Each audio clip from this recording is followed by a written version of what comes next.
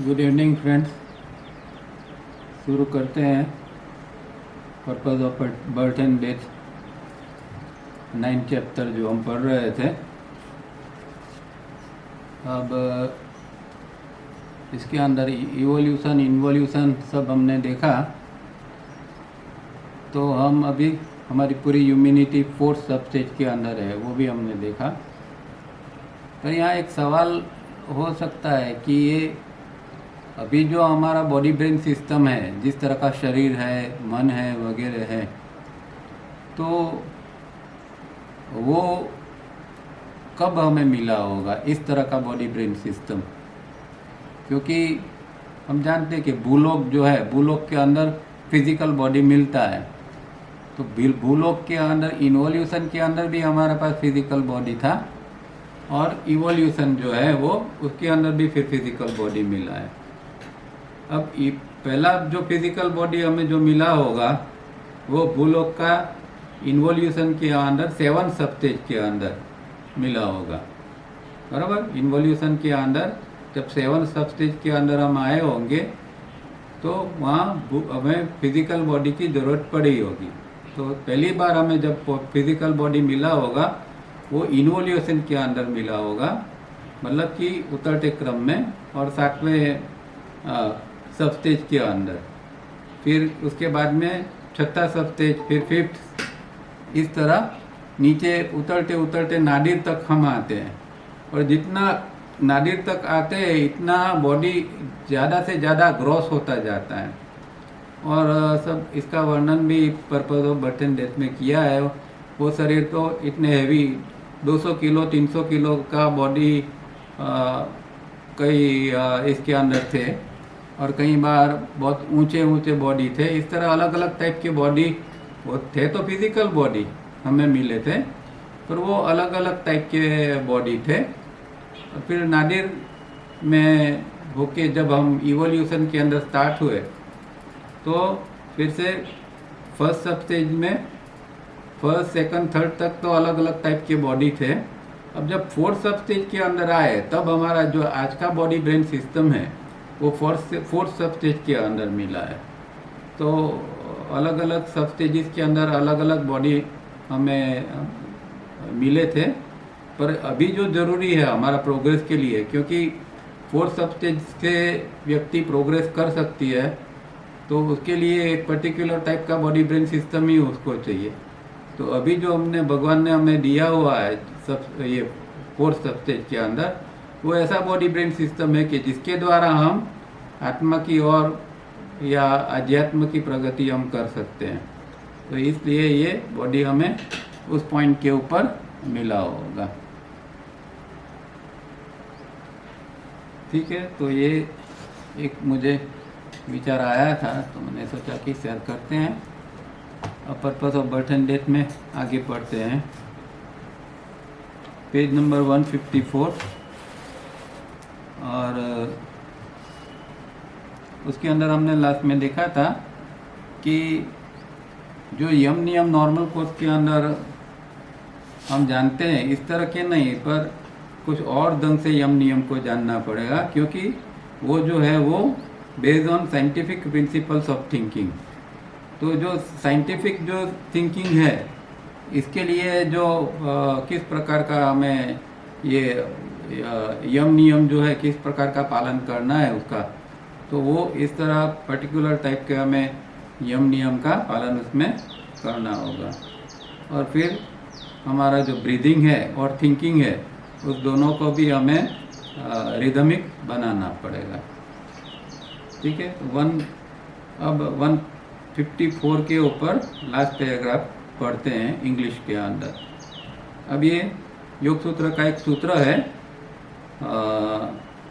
Book 2 का तीसरा सूत्र है, जो है क्लेश जो है 5 प्रकार के क्लेश है, उसकी यहाँ इस सूत्र के अंदर बात की गई है। This are the difficulty producing hindrances. Difficulty producing मतलब जो ऐसे हिंड्रेंसेस है, ऐसे विघ्न है कि जो डिफिकल्टी मुश्किल पैदा कर सकते हैं। इस प्रकार के मुश्किल किस चीज़ की, कि आध्यात्म में जाने के लिए रुकावट पैदा कर सकते हैं। इस प्रकार के ये 5 प्रकार के हिंड्रेंसेस है, विघ्न है। तो पहला क्या है? अविद्या, फिर the sense of personality, desire, hate and the sense of attachment.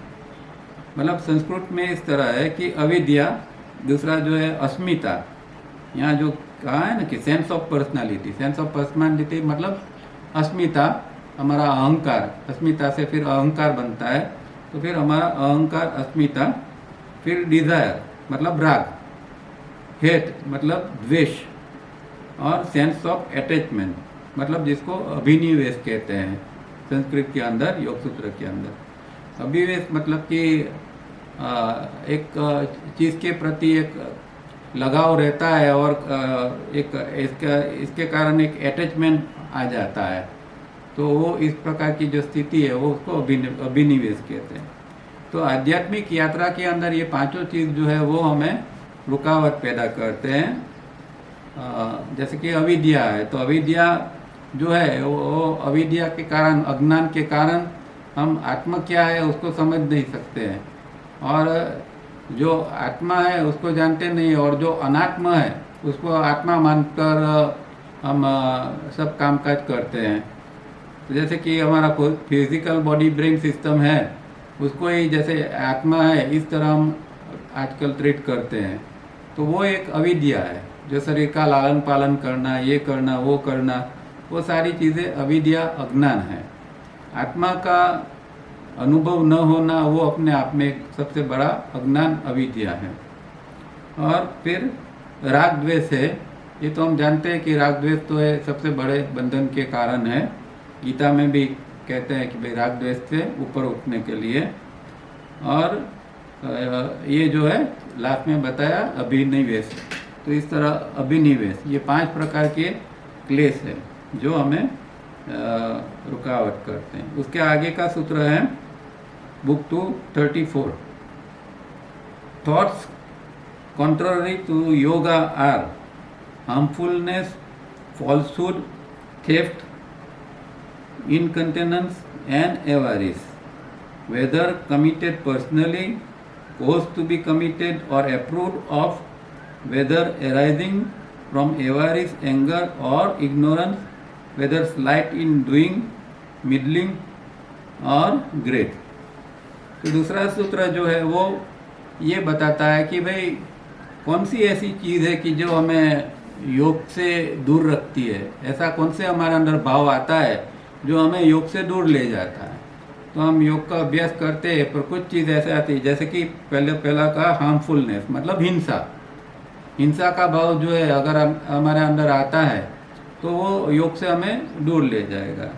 इसके बाद है फॉल्सहुड मतलब कि असत्य, अगर झूठ असत्य हम बोलते हैं या आचरण करते हैं तो वो चीज़ भी जो है वो हमारे अंदर एक योग से विरुद्ध में हमें ले जाएंगे। थेफ्ट मतलब चोरी, तो किसी प्रकार की भी चोरी जो है वो चोरी का जो है वो हमें योग से अलग करता है। उसी तरह इनकंटेनेंस मतलब जो अब्रह्मचर्य या फिर काम वासना के अंदर डूबे रहना, वो चीज़ जो है वो भी हमें योगाभ्यास से हमें रिक्त करते हैं। और एवारिस मतलब कि लालसा, लालच, ये 5 चीज़ ऐसी है कि जो हमें योग से विमुख कर देते हैं। और ये फिर इसके ये भी बताया कि वेदर कमिटेड पर्सनली मतलब हमने खुद इसको किया है या फिर दूसरे ने किया हो उसका हम कारण बने हैं, या फिर हम किसी ने ऐसा किया ये 5 चीज़ों उसको हम अप्रूव करते हैं कि मतलब हाँ कहते हैं कि हाँ गलत नहीं है तूने ये किया, तो इस तरह अप्रूव करते हैं तो भी ये योग से विमुख होने का भाव बन जाता है। या ये सारी चीज़ें जो है वो एवारिस, एंगर और इग्नोरेंस से निकली हुई है, मतलब कि लालसा, गुस्सा या अज्ञान के कारण वो ये सारी चीज़ें 5 चीज़ें निकली हुई है।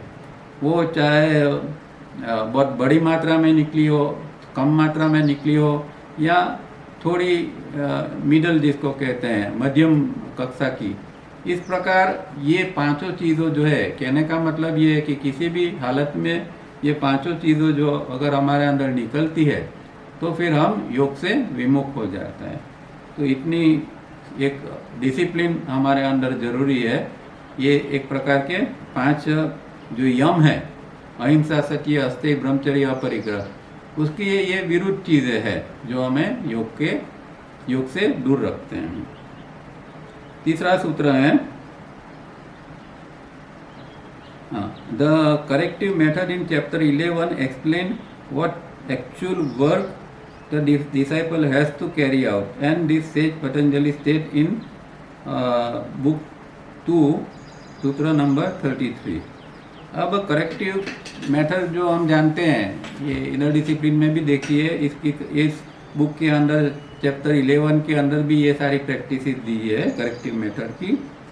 तो वो जो है वो इसका कौन सा सूत्र है, तो ये बुक 2 का 33 सूत्र जो है वो सूत्र ये करेक्टिव मेथड के लिए है। तो सूत्र क्या है? When thoughts which are contrary to yoga are present, there should be the cultivation of their opposite, the corrective method. क्या कहा कि कोई जो विचार ऐसा आया कि जो योग से विरुद्ध का है, तो उससे विरुद्ध का विचार जो है उससे भी अपोजिट विचार को हमें करना है। जैसे हम करेक्टिव मेथड में जानते हैं कि भाई एक फियर ऑफ डेथ, तो एक फियर ऑफ डेथ आता है, तो फियर ऑफ डेथ जो है उससे उल्टा, मतलब जो होप है, फियर ऑफ डेथ के सामने क्या आएगी? होप आएगी। तो फियर ऑफ डेथ अगर किसी के अंदर इसका ये ज़्यादा ये भाव होता है तो उसके अपोजिट चीज़ का हमें अभ्यास करना पड़ेगा, और वो है होप। इस तरह 8 करेक्टिव एक्सरसाइज दी है, और इससे भी बहुत सारी अलग अलग करेक्टिव मेथड हम बना सकते हैं। कोई भी वीकनेस है उसके ऊपर हम करेक्टिव मेथड बना सकते हैं, उसके स्लोगन्स बना सकते हैं और उसका हम अभ्यास कर सकते हैं। पर ये सूत्र जो है उसके ऊपर से करेक्टिव मेथड आई हुई है कि जो चीज़ है, जो हमें हमारे अंदर जो मुश्किल चीज़ है या हमारे अंदर एक वीकनेस है, वो वीकनेस के अपोजिट चीज़ को हमें करना है, भाव करना है, उसको हम करेक्टिव मेथड कहते हैं। Without proper methodical work over sustained periods of time this is not possible. तो ये सारी चीज़ें एक तो मेथोडिकली करनी पड़ेगी और लंबे समय तक करना पड़ेगा। लंबे समय तक हम करते ही जाएंगे, करेक्टिव मेथड है या कुछ भी है, लंबे समय तक करना पड़ेगा। और मेथोडिकली जब हम करेंगे तब फिर हमारे अंदर ये चेंज आ सकते हैं। In this sutra it is implicit that the way of yoga is the right way to live. तो योगा का मार्ग ही ऐसा मार्ग है कि सच्चा जीवन जो हमें दे सकते हैं, क्योंकि योग का पालन करेंगे तो जीवन के अंदर ये सारी चीज़ें जो है, जो हम यम नियम के अंदर देखते हैं, वो सारी चीज़ों का पालन होगा, और ये सारी चीज़ों का पालन होगा तो ही हमें सुख शांति मिलेगी। तो योग से विपरीत का जीवन जब जीते हैं तो सुख शांति से हम दूर हो जाते हैं। इसीलिए yoga is the right way to live, जीवन जीने का सही मार्ग योगा ही है। अब आगे कहते हैं, now follow the understanding that if there be a guru or teacher, a true transcendental teacher, it is the divine fragment within, only that and none else. तो अब आप हमारे इतनी बात से हमें समझ में आया होगा कि सच्चा गुरु कौन है। कोई बाहर का गुरु नहीं, पर जो हमारे अंदर जो है, हमारा आत्म तत्व है, जो ट्रांसेंडेंटल टीचर है, दिव्य अंश है, वही हमारा सच्चा तत्व गुरु है। और वो दैट है, दैट मतलब कि जो परम तत्व है उसका वो अंश है। परम तत्व को दैट कहते हैं, तो उसका ही एक अंश है, और उसके अलावा कोई भी हमारा सच्चा गुरु हो नहीं सकता। Says Patanjali calls the divine fragment Ishwar, And if there be a way out of existence into the eternal ring of creation, no other external guru or teacher will be able to take the disciple by the hand. अब ये जो divine fragment जो है वो हम जानते हैं कि जन योग से आया हुआ है। तो जन योग से फिर ये भुव स्व भुव भू में इस तरह यात्रा करते आया है। मतलब कि उसके पास मैप है, वो आया है तो उसको पता है कि कहाँ से आया है और कहाँ जाना है।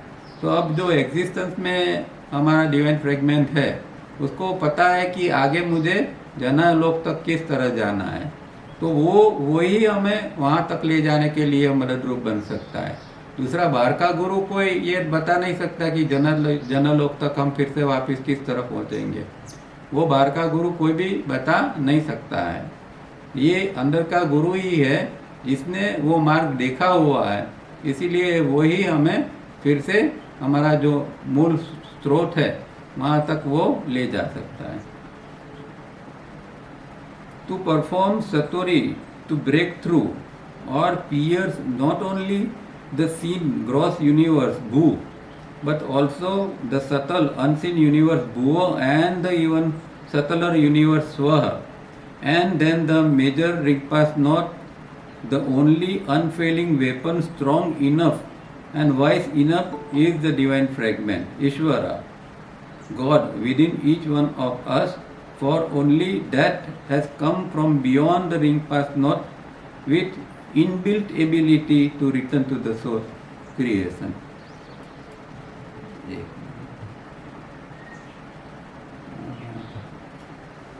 तो ये जो वही बात है कि ये डिवाइन फ्रेगमेंट वहाँ से आया हुआ है। तो जो फाइनल जंप करनी है, मतलब कोई व्यक्ति अभी धीरे धीरे करके स्वलोक तक पहुँच गया, भू से भुव से स्वलोक तक यात्रा करते करते करते इतना आगे निकल गया। अब एक उसको फाइनल जंप लगाना है जिसको सतोरी कहते हैं। सतोरी का मतलब कि अब लास्ट फाइनल जंप मारकर इससे बाहर निकल जाने का है। तो वो जो चीज़ है वो जो है वो हमारा डिवाइन फ्रेगमेंट जानता है कि किस तरह ये इसको बाहर निकलना है। तो अब जो है हम ये रिंग पास नोट के बारे में भी हमने लास्ट टाइम देखा था कि रिंग पास नोट क्या है कि ये जो दो चीज़ है, एक क्रिएशन है और एक एग्जिस्टेंस है, मतलब सृजन और अस्तित्व, दोनों को जो अलग करता है, बीच में का एक हिस्सा है, उसको रिंग पास नोट कहते हैं। और वही महाकाल भी है, इसको महाकाल भी कहते हैं। तो जो हमारा आत्म तत्व है वो जब जनलोक से यहाँ आता है तो ये रिंग पास नोट को पास करके उसको आना पड़ता है। इसी तरह जब लास्ट में वो यहाँ से स्वलोक से जनलोक जाएगा तो वही एक जंप मार के ये रिंग पास नोट को पास करके फिर वो जनलोक के अंदर चला जाएगा। और वो जो है वो डिवाइन फ्रेगमेंट, इसके पास इस तरह का जो ज्ञान है वो अनफेलिंग वेपन है, क्योंकि उसने खुद अनुभव किया हुआ है। उसके पास ये इनबिल्ट कैपेसिटी है कि भाई किस तरह रिटर्न होना है। आपने शायद सुना होगा कि कई पक्षियों के अंदर इस तरह की ये होती है कि साइबेरिया से वगैरह से दूर दूर से पक्षी यहाँ आते हैं और इसकी सीज़न में यहाँ घोंसला बनाकर अंडे रखते हैं और फिर वो पक्षी तो चले जाते हैं फिर से, और जब अंडा फूटता है उसमें से बच्चा निकलता है और थोड़ा समय के बाद वो बच्चे भी अपने आप में वो जो माता पिता जो मार्ग से गए हैं उसके वतन में जहाँ से आए थे वहाँ, तो फिर वो बच्चा को तो किसी ने सिखाया नहीं, बताया नहीं, बच्चा वही मार्ग के ऊपर चलते हुए धीरे धीरे उठते हुए वो वहाँ जो जहाँ से उनके माता पिता आए थे वो जगह पर पहुँच जाते हैं।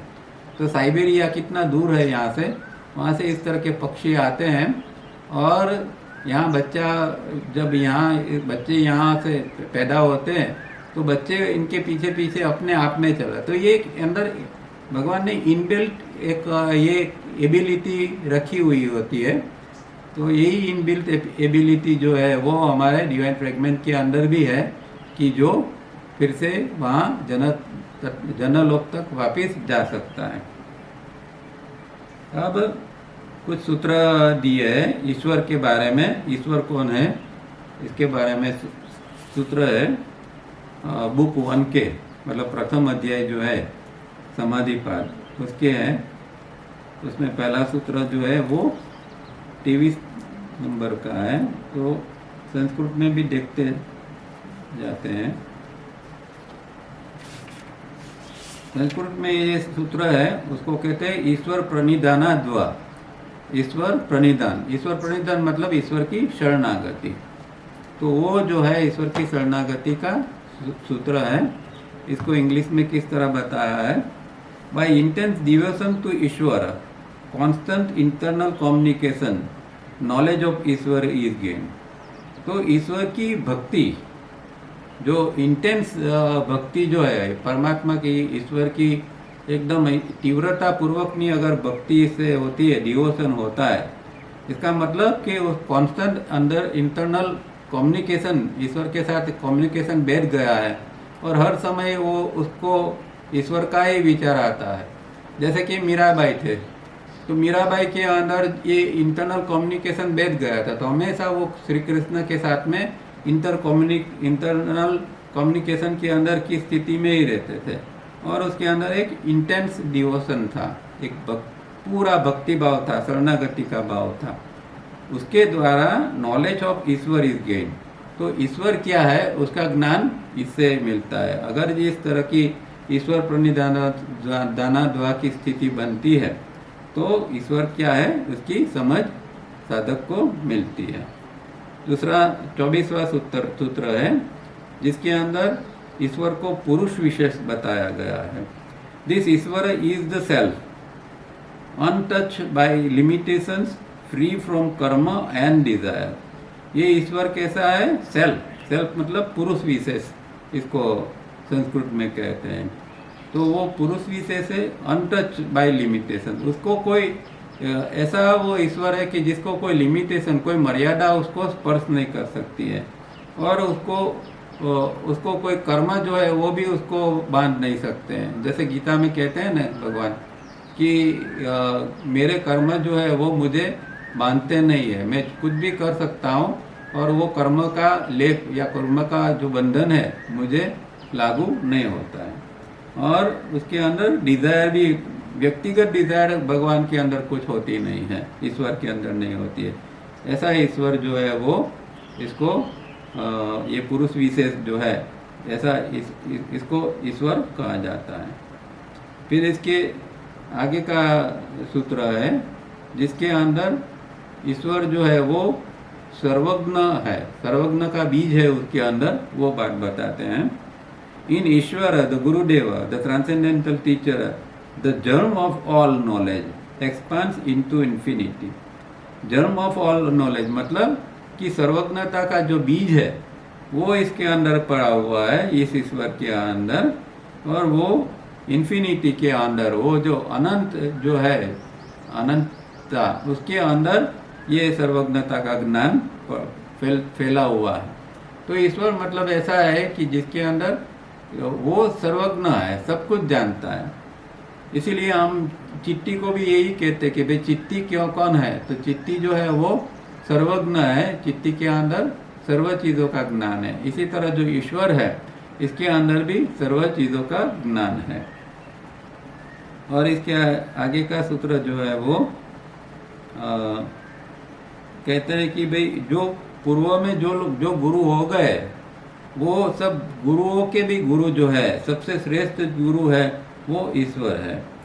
ईश्वर the Gurudev being unlimited by time conditions, time and space concept ceases, is the teacher of the primeval lords.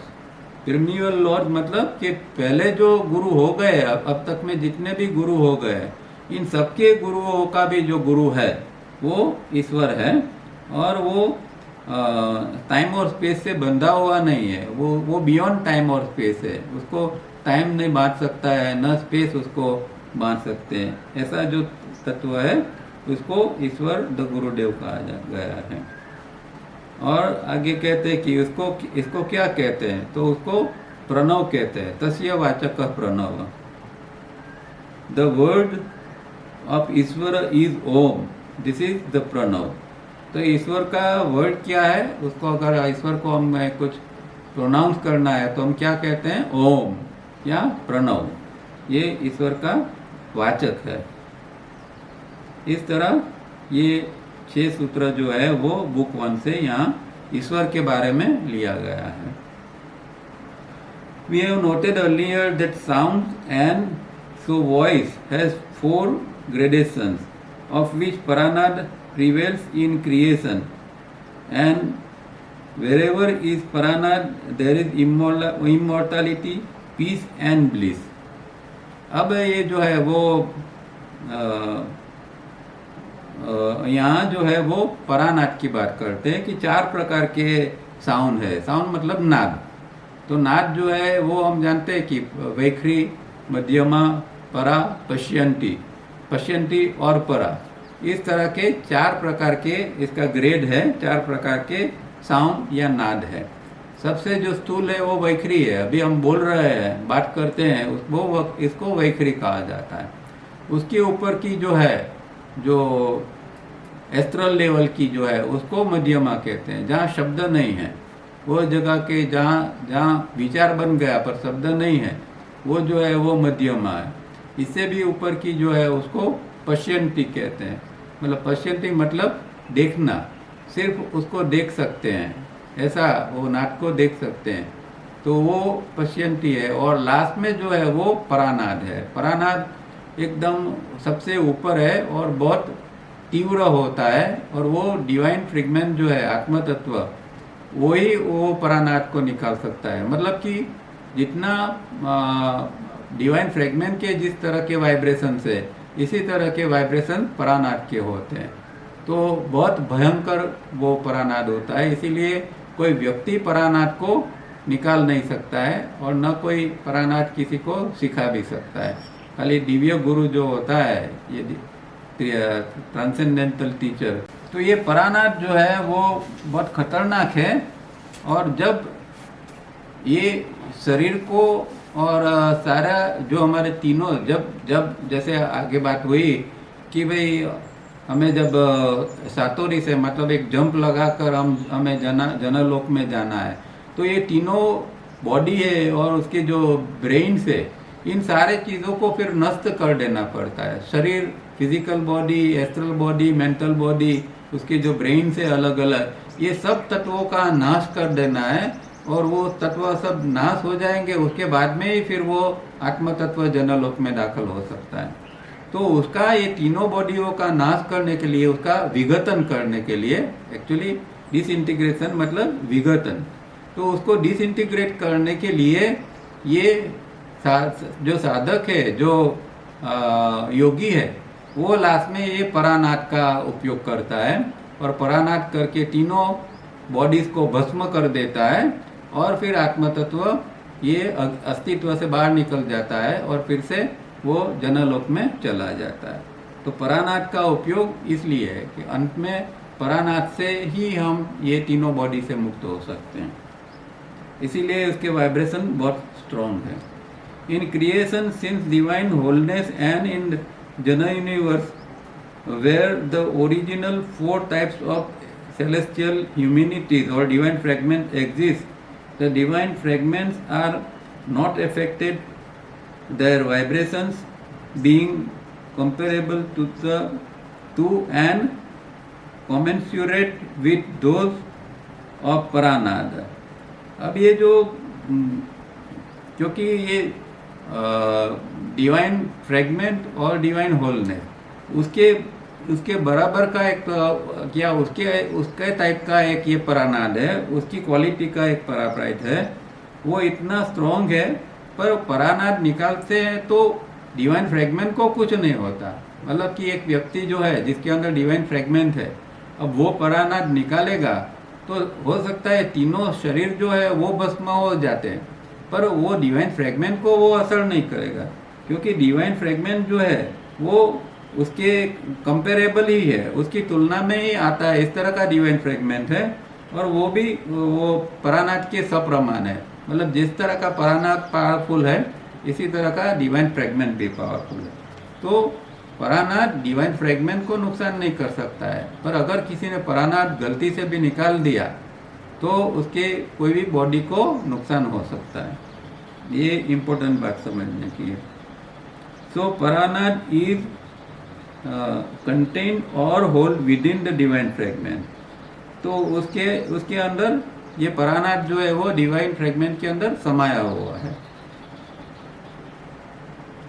This परानाथ in passing through the major and minor ring pass knot is fractured, but nothing happens to the divine fragment that by now, from the earliest sub-stages of Swa down to Nadir and then up through sub-stages 1 to 3 and early 4 of Bhu on the upward arc, have crossed and recrossed this ring pass knot barriers millions of times, when after each so-called death of the body, that is divine fragment rest in the causal body in the Maha region or major ring pass knot. This is sufficiently proves the indestructible caliber of the divine fragment.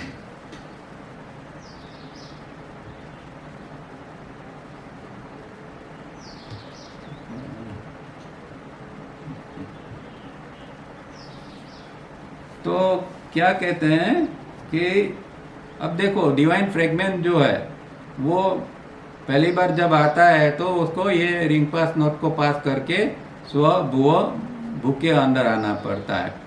अब ring पास note दो प्रकार के, एक major ring पास note है और एक minor. तो ये जो मेजर रिंग पास नोट जो है वो जन और ये जो हमारा अस्तित्व है उसके बीच में है, मतलब सर्जन और अस्तित्व के बीच में जो रिंग पास नोट है उसको मेजर रिंग पास नोट कहते हैं। अब दूसरे भी माइनर रिंग पास नोट है, जैसे कि स्वलोक है और भुवलोक है। तो स्वलोक और भुवलोक के बीच में भी एक रिंग पास नोट है, वो माइनर है। इसी तरह दूसरा रिंग पास नोट है वो भुव और भूलोक के बीच में। ये रिंग पास नोट क्या है, मतलब एक प्रकार की एक लक्ष्मण रेखा है, एक सीमा है कि जिसको लांघकर दूसरी एरिया में जा नहीं सकता। तो यहाँ अस्तित्व के अंदर जो जीव है वो ये जो मेजर रिंग पास नोट है इसको क्रॉस करके कोई भी भाग के जनलोक के अंदर जा नहीं सकता है। इसीलिए रिंग पास नोट जो है वो एक प्रकार की एक लक्ष्मण रेखा है। इसी तरह स्व और भुव के बीच में है, क्योंकि भुवलोक का जो है वो स्वलोक के अंदर नहीं जा सकता है, इसीलिए वहाँ रिंग पास नोट है। और भू और भुव के बीच में भी है, तो भूलोक वाला जो है वो भुव में नहीं जा सके, इसीलिए वहाँ भी एक रिंग पास नोट दिया है। तो ये रिंग पास नोट का मतलब समझना है कि उसी एरिया में उस जीव को रहना है, क्योंकि अभी उस जीव की जो गति है वो ऐसी है कि उस एरिया के अंदर ही उसको रहना पड़ेगा। तो वो ये सारी चीज़ें जो है वो, और बार बार इस तरह वो जब इसका डेथ होता है तो हर एक बार उसको ये रिंग पास नोट से गुजरना पड़ता है। पहले तो वो स्व से भुव में आया, भुव से भू में आया, तब उसको रिंग पास नोट से गुजरना पड़ा। अब अपवर्ड आर्क में नादिर से होके अपवर्ड आर्क में आया, तो फर्स्ट सेकंड थर्ड इस सब के अंदर भी वो वहाँ से रिंग पास नोट से पास होकर यहाँ तक ये हमारा आत्म तत्व पहुँचा है। और हर समय जब शरीर की मृत्यु होती है तो आत्म तत्व ये महाकाल या जो मेजर रिंग पास नोट है वहाँ जाके आराम करता है। वो उसका रेस्टिंग जगह है, जहाँ वो क्योंकि मानो कि इस शरीर का मृत्यु हो गया, अब दूसरा शरीर का जन्म लेने में कोई समय है, एक गैप है, तो डिवाइन फ्रेगमेंट कहाँ रहेगा? आत्मा तत्व को रहने की तो कोई जगह तो चाहिए ना, तो वो जगह है ये महाकाल। तो जो हमारा मृत्यु और नया जन्म के बीच में जो आत्मा तत्व रहता है उस जगह को महाकाल कहा गया है। ये बात खास समझ लेना है हमें। क्योंकि कई लोगों को ये थोड़ी गड़बड़ी होती है कि भाई आत्म तत्व कहाँ जाता है। तो आत्म तत्व महाकाल में उसका अपना एक कोजल बॉडी है। कोजल बॉडी मतलब कारण शरीर है। तो हर एक आत्मा का अपना अपना कोजल बॉडी है। जितने भी आत्मा है इन सब के अपने अपने कोजल बॉडी है, कारण शरीर है, और हर समय वो कारण शरीर में जाके आराम करता है। और जब दूसरा जन्म लेना होता है तो वो कोजल शरीर से वापिस भूभुव स्व में कहीं भी जन्म लेने के लिए जाता है। No instrument, no object in any of three universes of existence can raise sound to its original pitch of Paranad. अब ऐसा ये अस्तित्व के अंदर ऐसी कोई चीज़ नहीं है, ऐसा कोई इंस्ट्रूमेंट नहीं है कि जो परानाद की तरह का नाद को उत्पन्न कर सके। इसकी जो ओरिजिनल पिच है वो इतनी हाई है कि यहाँ कोई भी चीज़ ऐसी नहीं है कि जो इस तरह का परानाद को उत्पन्न कर सके। Only with in the divine fragment resides Paranad, and there is no change there because Paranad is itself produced by the immense vibrations of the divine fragment. अब सिर्फ डिवाइन फ्रेगमेंट खुद ही ये परानाद को रिसाइट कर सकता है, उसका वो ध्वनि को निकाल सकता है। दूसरा कोई ये कर नहीं सकता है, क्योंकि उसके जो इमेंस वाइब्रेशंस है परानाद के, वही वाइब्रेशन डिवाइन फ्रेगमेंट के भी है। तो दोनों के वाइब्रेशन सेम है, इसीलिए सिर्फ और सिर्फ डिवाइन फ्रेगमेंट आत्म तत्व ही परानाद को उत्पन्न कर सकता है। So the divine fragment, Ishvara, the transcendental teacher alone, can sound and produce the notes of Paranad and can teach the aspirant to pronounce Om. No one else can be rest assured. तो ये जब शिष्य तैयार होता है और जब शिष्यों को जरूरत पड़ेगी कि भाई ये परानाद उसको भी कभी कभी उपयोग करना है, तो उस समय ये जो ट्रांसेंडेंटल टीचर है वो शिष्य को या साधक को सिखाता है कि भाई ये परानाद किस तरह प्रोनाउंस करना है। क्योंकि मैंने बताया इस तरह जब लास्ट में ये तीनों शरीरों का विघटन करना होता है, तब फिर ये साधक को शिष्य को परानाद की जरूरत पड़ती है, और उस समय वो परानाद का साउंड को निकाल के ये सब भस्म करके फिर वो आगे निकल जाता है। तो उस समय ये डिवाइन फ्रेगमेंट ये शिष्य को, साधक को ओम का प्रोनाउंस किस तरह करना है वो सिखाता है। दूसरा कोई गुरु, बाहर का गुरु नहीं सिखा सकता। और हम जो ओम बोलते हैं वो तो बहुत लो लेवल का, वैखरी का, सिर्फ वैखरी लेवल का ही हम तो ओम का उच्चार कर सकते हैं। न मध्यमा, पश्यंती, वो भी इससे काफ़ी ऊपर है, और परानाद की तो कोई बात ही नहीं है। But not understanding this, Om has mistakenly been given a place of high honor, thus goading the aspirant to chant it and run the risk of total damage. अब क्या होता है कि ये बात जब है कि क्योंकि ओम को बहुत महत्व दिया गया है कि भाई ओम तो परानाद है वगैरह वगैरह, इसीलिए लोग जो है वो उसको इस तरह का ऑनर दिया गया है। इसलिए क्या करते हैं कि इसको ओम का उच्चार करने के लिए ललचाते हैं या उकसाते हैं, और गलती से इस प्रकार का जो प्रयोग करते हैं तो एक डैमेज की बहुत बड़ी रिस्क आती है। अगर किसी प्रकार ओम का उच्चार गलत रूप से किया जाता है तो काफ़ी डैमेज बॉडी ब्रेन सिस्टम को हो सकता है। इसीलिए वो कहते हैं कि भाई अगर जब डिवाइन फ्रेगमेंट ये ओम का ध्वनि सिखाए तभी सीखना और करना सबसे उचित है। This chanting is to be discouraged. Let only the inner teacher Ishvara guide when and how. अब ये जो है इस तरह का चैंटिंग को हमें डिस्करेज करना है, उसको कोई प्रोत्साहन नहीं देना है।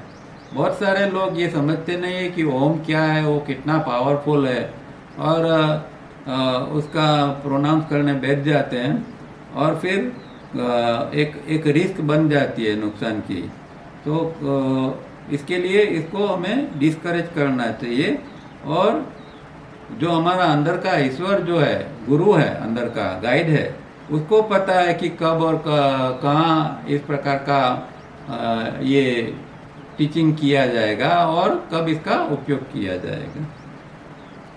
Even today the divine fragment can produce paranad which would immediately disintegrate the entire Bhu universe totally as also body, mind and senses।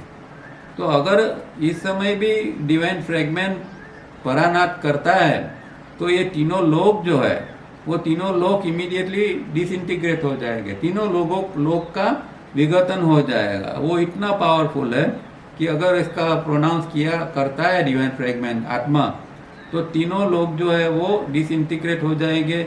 सबके सब जो जितने बॉडी है, माइंड है, सेंसेस है, सब चीज़ जो है वो सारी चीज़ों का डिसइंटीग्रेशन हो जाएगा। But that should not be done before they are redeemed, this being the condition or rule of the game of existence. अब ये एक यहाँ रूल बनाया गया है कि साधक का जब रिडिम्पशन का टाइम आता है, मतलब साधक ने सब रिडिम्पशन कर लिया, उसको जो चुकता करना है ये तीनों लोक के अंदर, भूलोक में, भुवलोक में, स्वलोक में, जहाँ जहाँ कोई भी उस पर जो चुकता करना बाकी है वो सब चुकता हो जाता है, पूरा रिडम्पशन हो जाता है। इवन अपना बॉडी ब्रेन सिस्टम के प्रति भी जो चुकता करना है वो भी सब हो जाता है।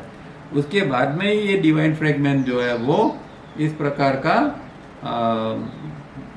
ये नाद को प्रोनाउंस कराएगा और इसको डिसइंटीग्रेट कराएगा, उससे पहले नहीं। तो ये एक इम्पोर्टेंट बात है कि कोई जो साधना चालू है या कोई व्यक्ति अभी पूरी पहुंची नहीं है, ऐसे व्यक्ति को वो परानाद नहीं सिखाया जाता है।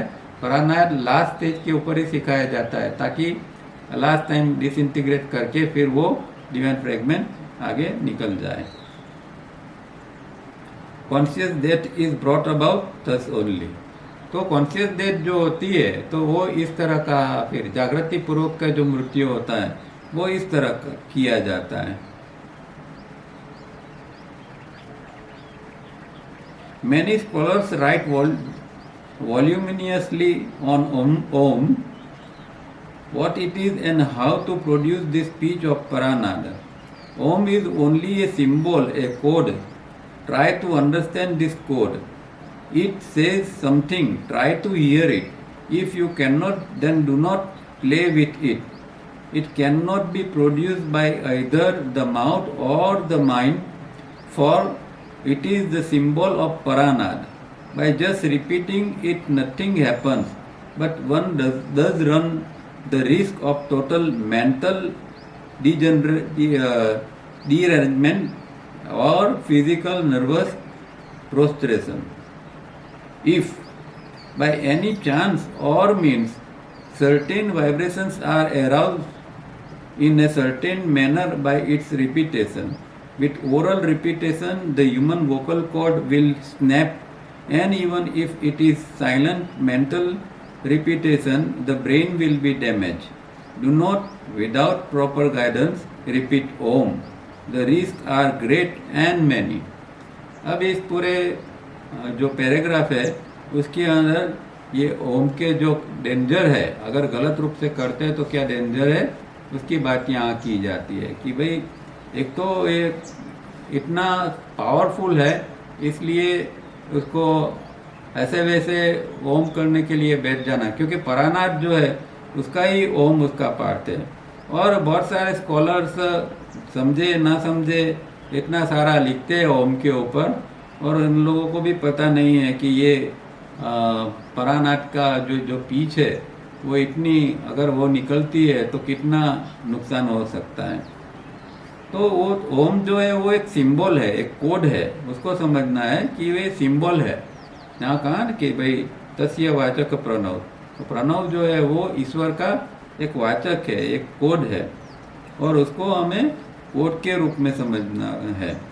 और हो सकता है वो कुछ हमें कहने को चाहता हो। जो वो प्रणव है, ओम है, वो एक सिंबल ऐसा है कि जिसके द्वारा वो कुछ कहता हो, तो वो हमें सुनने का प्रयत्न करना चाहिए, पर इसके साथ हमें कोई प्ले नहीं करना चाहिए, उसके साथ कोई खेल नहीं करना चाहिए, नहीं तो वो नुकसानकारक है। और दूसरी बात ये कहते हैं कि उसको न तो मुख द्वारा, मतलब मुंह से बोलकर उसको प्रोनाउंस करना है, न कि मन में करना है। मतलब कई लोग मन में ओम ओम ओम ओम ओम ओम बोलते रहते हैं, वो भी गलत है। और मुख से ओम ओम ओम ओम बोलना वैखरी से, वो भी गलत है। दोनों चीज जो है वो नुकसानकारक है। इट इज सिंबल ऑफ परानारी। इसको रिपीट करने से कुछ नहीं होता है, और उससे तो एक बड़ी रिस्क ये हो जाती है कि मेंटली व्यक्ति पागल हो सकती है। तो जो लोग ओम के गलत प्रयोग करते हैं, बहुत लंबे समय तक प्रयोग करते हैं, उसके लिए एक ये मेंटल डी अरेंजमेंट हो जाती है, मतलब एक पागलपन की स्थिति भी उत्पन्न हो सकती है। या तो फिजिकल नर्वस सिस्टम जो है वो फेल हो सकती है, उसके ऊपर उसको नुकसान हो सकता है। ये सारी चीज़ें जो है वो बहुत ध्यान में रखनी चाहिए। तो अगर गलत रूप से इसका प्रोनाउंस कर दिया तो उसके वाइब्रेशन जो है वो हमें इस तरह नुकसान करते हैं। इसलिए इसको बार बार रिपीट नहीं करना है। और अगर वोकली भी हम करते हैं तो वोकल कॉर्ड को, जो हमारा गले के अंदर वोकल कॉर्ड है, बोल के भी बार बार ओम ओम करते हैं, तो वोकल कॉर्ड भी हमारा खराब हो जाता है इससे। और मेंटल रिपीटेशन से हमारे ब्रेन को डैमेज हो सकता है। इसीलिए प्रॉपर गाइडेंस के बिना कभी भी ओम का प्रयोग लंबा नहीं करना चाहिए। ठीक है, थोड़ा बहुत 2-5 मिनट किया, पर बाकी आगे करना है तो गाइडेंस लेना चाहिए। So what note or mantra could one utter to make body, mind and senses feel this closeness and absence of the divine fragment to establish communication with the inner teacher ईश्वर। तो ऐसी कौन सी फिर हमें, ऐसा किस चीज़ का फिर प्रयोग करना है, ऐसी कौन से कोई मंत्र का उपयोग करना है कि जिससे हम हमारा बॉडी माइंड सेंसेस जो है वो डिवाइन फ्रेगमेंट का अनुभव कर सके, उसकी क्लोजनेस का और उसकी जो सामर्थ्य है, एबलनेस है, उसका वो अनुभव कर सके, और उसके द्वारा उसके साथ में कम्युनिकेशन भी कर सके ईश्वर के साथ में, डिवाइन फ्रेगमेंट के साथ में। तो कौन सा मंत्र का उपयोग करना चाहिए?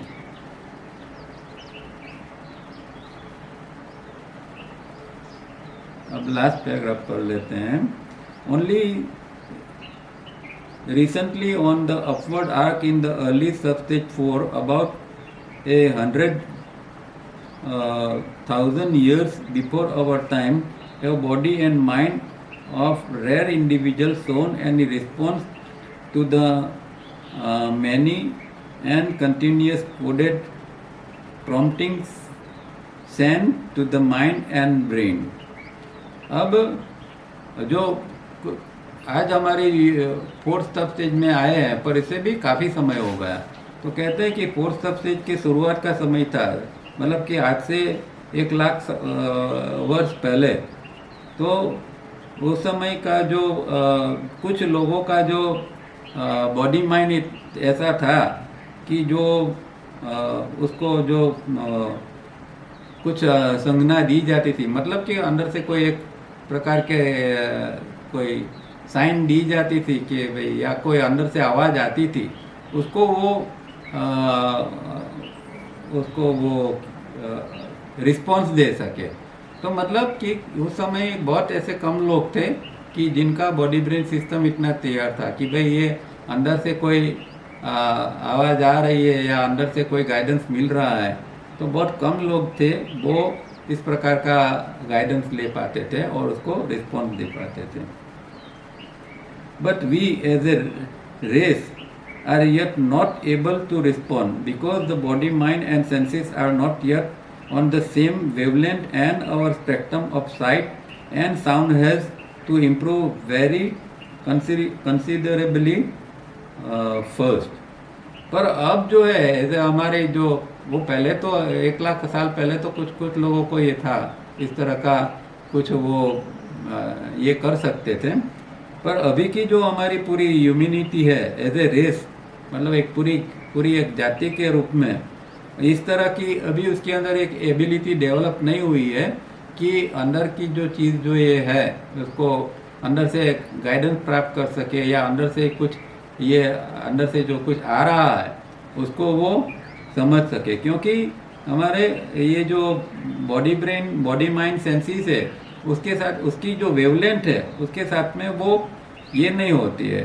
जो उसका जो स्पेक्ट्रम जो है वो स्पेक्ट्रम के साथ में जो साइट और साउंड का जो स्पेक्ट्रम है उसके साथ में हमारा बॉडी माइंड सेंसेस की वेवलेंथ जो है वो इस तरह सेट नहीं हुई है. उसके कारण जो है वो हम इस प्रकार का अनुभव कर नहीं सकते हैं.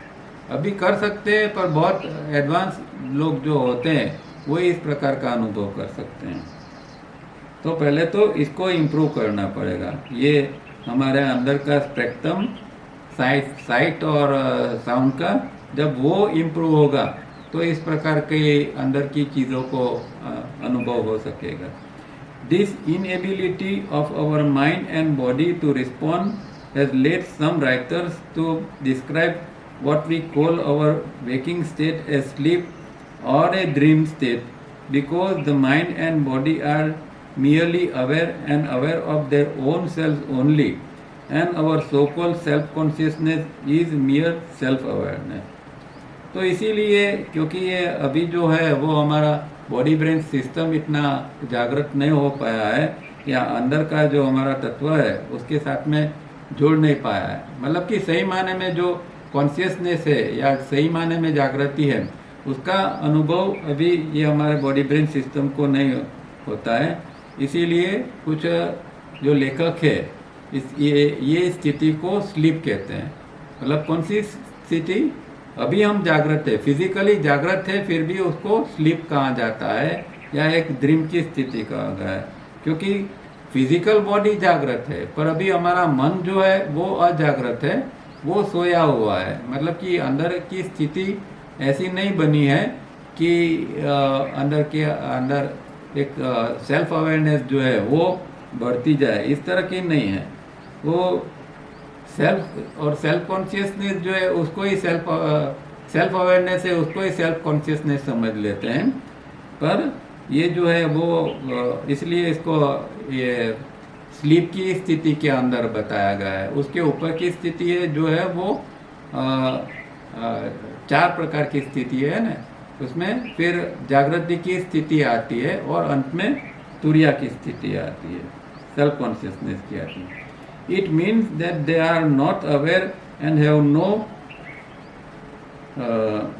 इनक्लिंग that health is so near and that better health can not be found anywhere in the universe. A pity, what a pity need. तो उसका मतलब ये हुआ कि ये अंदर से एक हेल्प है और बहुत नज़दीक है हमारे अंदर. ये हेल्प उसको हम जानते नहीं हैं और उसको हम ढूंढ भी नहीं पाते हैं. और ये जो स्थिति है वो एक पीटी की एक दयाजनक स्थिति है. मतलब कि अंदर ही ये एक स्थिति है जो हमें मदद कर सकती है और उसके लिए हमें अवेयर बनना पड़ेगा कि अंदर से हमें मदद इस तरह की मिल सकती है. ठीक है, तो इस तरह की स्थिति को हम बना सकते हैं. यहाँ रुकते हैं. तो आज हमने ये खास ओम के ऊपर और परानाथ के ऊपर जो बहुत लोग जानते नहीं हैं उसका डेंजर क्या है इसके बारे में बहुत अच्छी तरह ये सब समझाया हुआ है. अब कोई प्रश्न है तो ले लेते हैं, थोड़ा समय है.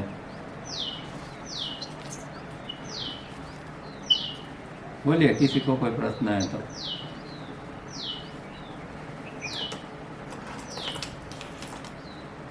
नहीं है प्रश्न? हेलो। हाँ बोलिए। हेलो। हाँ हाँ बोलिए। सर, एक तो मेरा दो प्रश्न है। तो करेक्टिव मेथड हम 2-3 महीने से कर रहे हैं। हाँ तो जो वो सूत्र जो है, हाँ, वो दिन में एक ही बार बोलने का कि 2 बार कर सकते हैं? एक बार बोलोगे तो भी चलेगा। अब क्या है कि मानो कि आपको एक से ज़्यादा करेक्टिव एक्सरसाइज करनी है, तो फिर आप हम्म। अलग अलग टाइम के ऊपर उसको अलग अलग कर सकते हैं। मतलब एक समय एक कर अच्छा। लिया, दूसरी एक्सरसाइज भी हाँ। करनी है तो फिर वो दूसरे समय के ऊपर करना। और ओके। इसके अलावा हो सके तो वो तो एक करेक्टिव एक्सरसाइज के रूप में है, पर वही चीज़ को हम हम्म। अगर खाते समय करेक्टिव मेथड के रूप में भी उसको हम कर सकते हैं। तो एक बार तो करेक्टिव एक्सरसाइज कर ली, अब हम खाना खाते अच्छा। हैं, अब खाना खाते हैं और शांति से बैठे हैं तो उसको ही, वो सेंटेंस को ही हम मन में दोहरा के खाना खा सकते हैं, तो करेक्टिव मेथड बन जाएगी। Okay okay sir.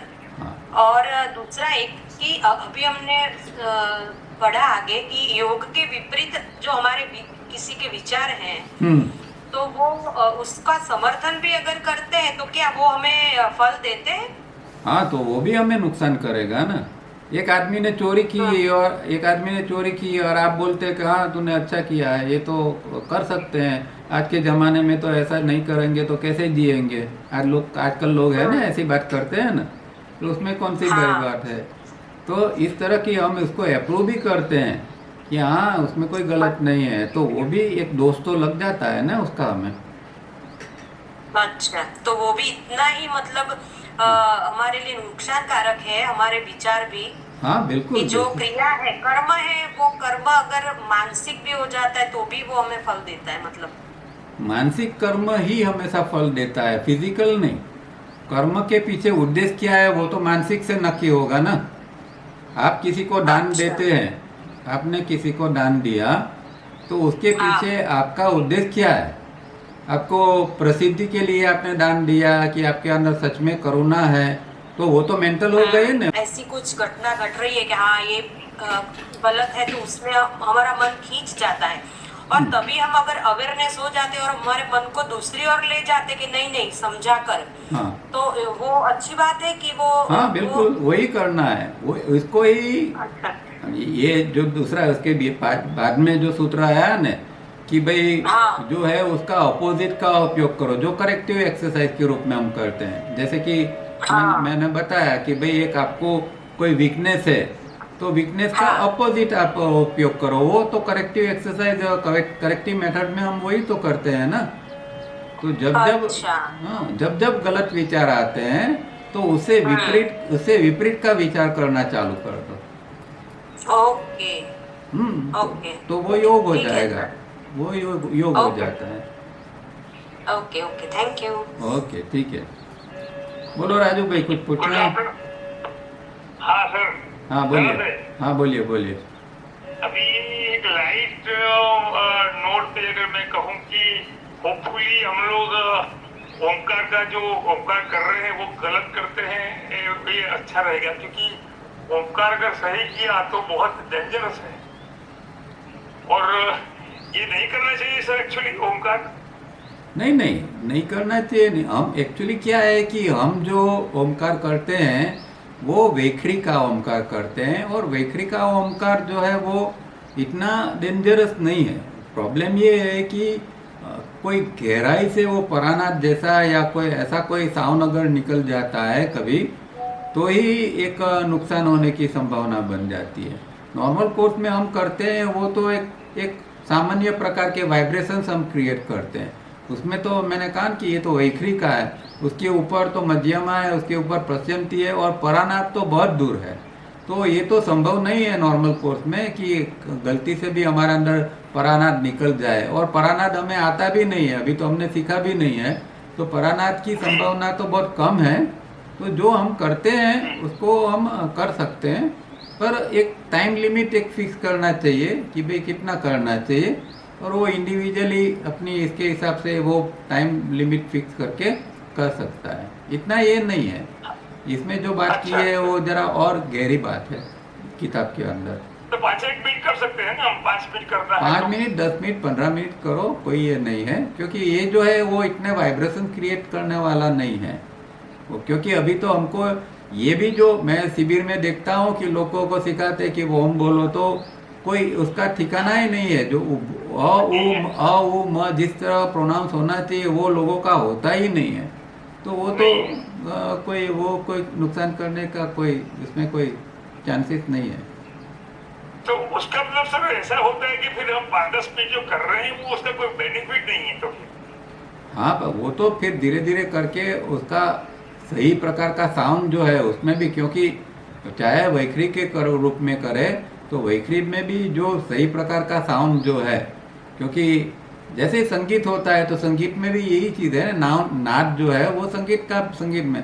अब हम ओम बोलते हैं, अब कोई संगीतकार है वो जो साउंड का उपयोग है, जैसे कि सा रे ग म प ध नि सा है, तो सा जो है वो एकदम नीचे के सुर से लेगा, सा एकदम नीचे से खरच से लेगा, तो वो जो है वो ओमकार की तरह एक साउंड ही बन जाता है, वो ध्वनि ही बन जाता है। ठीक है, तो वो भी हम अभी तो कर नहीं सकते हैं। अगर वो थोड़ा कर सकते हैं तो थोड़ा और 10-15 मिनट मिनिमम करते हैं तो थोड़ा शायद आपको लगेगा कि थोड़ा थोड़ा कुछ बेनिफिट हो रहा है। इसमें टाइम लगता है। अपनी लैंग्वेज में, अपनी बोली में थोड़ा उसका प्रभाव आएगा, मतलब कि हम जो बोलते हैं हमारे हाँ, वो तो वाइब्रेशन, जब उसके वाइब्रेशन हमारा जो वाइब्रेशन में फर्क, जब वाइब्रेशन हमारा बढ़ेगा तब हमारा व्यक्तित्व में फर्क पड़ता है। तो कर सकते हैं, मतलब कि हाँ कर सकते हैं। अभी जिस तरह हम करते हैं उसको कर सकते हैं, नो प्रॉब्लम। ओके चलिए, ठीक है, तो यहाँ रुकते हैं। अच्छा, नेक्स्ट वीक में तो हमारा शिविर हो रही है, तो हम शिविर में व्यस्त हैं, तो नेक्स्ट वीक में छुट्टी रहेगी। नेक्स्ट वीक के बाद में दूसरा संडे आएगा, तब हम फिर से मिलेंगे। ठीक है, तब तक के लिए रुकते हैं। Thank you.